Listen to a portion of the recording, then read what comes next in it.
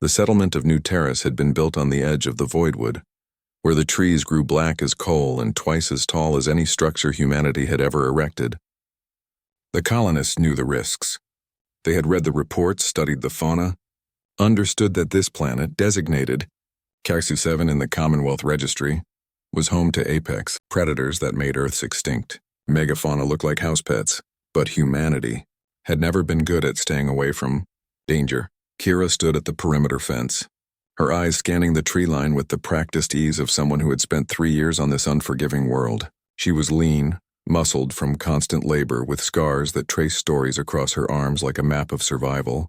Behind her, the settlement hummed with the sounds of daily life.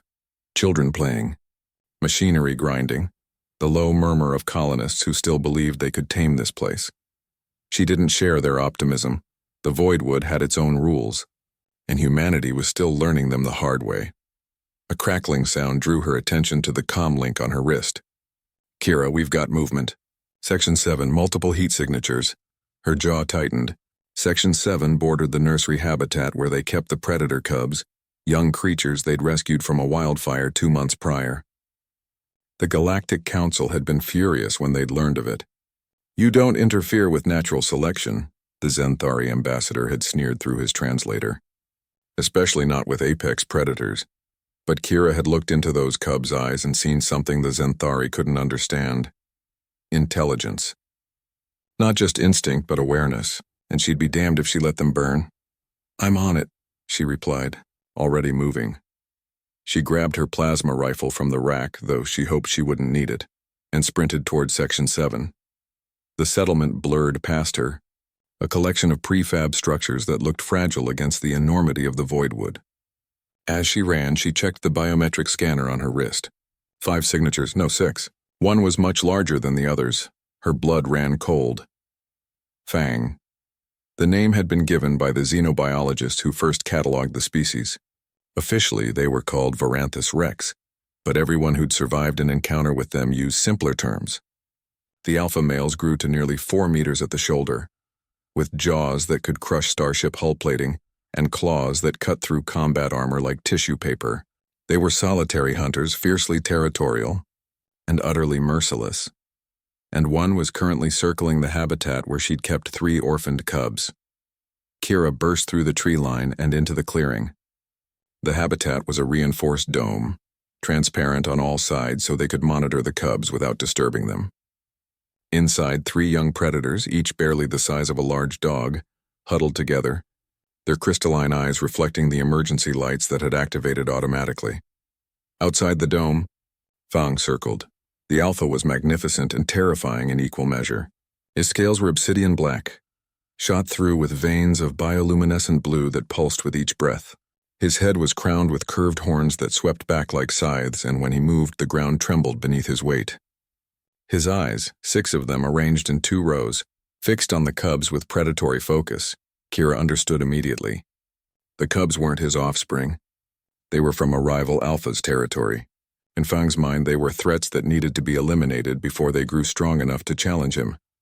She stepped forward, placing herself between the alpha and the habitat. "Hey," she shouted, her voice cutting through the humid air. "Back off!" Fang's head swiveled toward her, all 6 eyes narrowing. A low rumble emanated from his chest. Not quite a growl, but a sound that resonated in her bones. The Zenthari had claimed that Varanthus rex couldn't be reasoned with, that they operated purely on instinct. Kira had always thought the Zenthari were idiots. "I said back off," she repeated, her voice steady despite the adrenaline flooding her system. She didn't raise the rifle. That would only provoke him. Instead, she spread her arms wide, making herself as large as possible, a universal sign of territorial challenge across dozens of species. For a moment, Fang simply stared at her. She could almost see the calculation happening behind those alien eyes. She was small, weak, insignificant. What threat could she possibly pose? Then he lunged. The alpha moved with impossible speed for something so massive, closing the distance in a heartbeat. His claws extended, each one longer than her forearm, aimed at the habitat and the cubs beyond. Kira moved on pure instinct. She'd spent 3 years on KX-7. 3 years learning, adapting, surviving. She'd studied how the predators moved, how they hunted, where their joints flexed and where their armor plated was weakest. The Zenthari observed from orbit and made notes. Humans lived on the ground and learned or died. As Fang's massive form bore down on her, she dropped low and pivoted, using his momentum against him. Her hand shot out not with her weapon, but with the kinetic amplifier she'd strapped to her forearm, a piece of salvaged mining equipment that could generate focused shockwaves. She struck at the joint of his front leg, the small gap between scale plates that flexed when he ran. The amplifier discharged with a sound like thunder. Fang's roar split the air as his leg buckled. Bone shattered with a sickening crack that echoed across the clearing. The massive predator crashed to the ground, his momentum carrying him past Kira and away from the habitat. He thrashed, trying to rise, but his shattered leg couldn't support his weight. Kira stood her ground, breathing hard, the amplifier smoking on her arm. Behind her, the cubs watched in silence, Fang's eyes fixed on her again. But this time there was something different in his gaze. Not fear, predators like him didn't know fear, but recognition, respect. She had proven herself in a language he understood. Slowly, painfully, the Alpha dragged himself to his feet, or rather, his 3 good feet. He regarded Kira for a long moment, his bioluminescent veins pulsing with what might have been anger or might have been acknowledgement. Then he turned and limped back into the voidwood, leaving a trail of dark blood on the alien grass. Kira lowered her arms, her whole body trembling with residual adrenaline. Behind her, she heard the security team finally arriving, shouting questions she couldn't process yet. She looked at the cubs in the habitat. They had pressed against the transparent wall, their crystalline eyes fixed on her. The largest one, she'd privately named him Spark, tilted his head in what looked like a gesture of understanding. The Zenthari would file another complaint. The council would issue another warning. But Kira had learned something they never would. Humanity's greatest strength wasn't technology or weapons or even intelligence.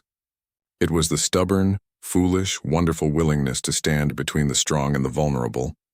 Even when every logical calculation said to walk away, she touched the habitat wall, and Spark pressed his scaled head against her palm from the other side. "You're safe now," she whispered. "I promise." In the distance, deep in the voidwood, Fang's roar echoed, not a challenge this time, but a declaration. The human had earned her territory. The cubs were under her protection now, and on this unforgiving world that meant something.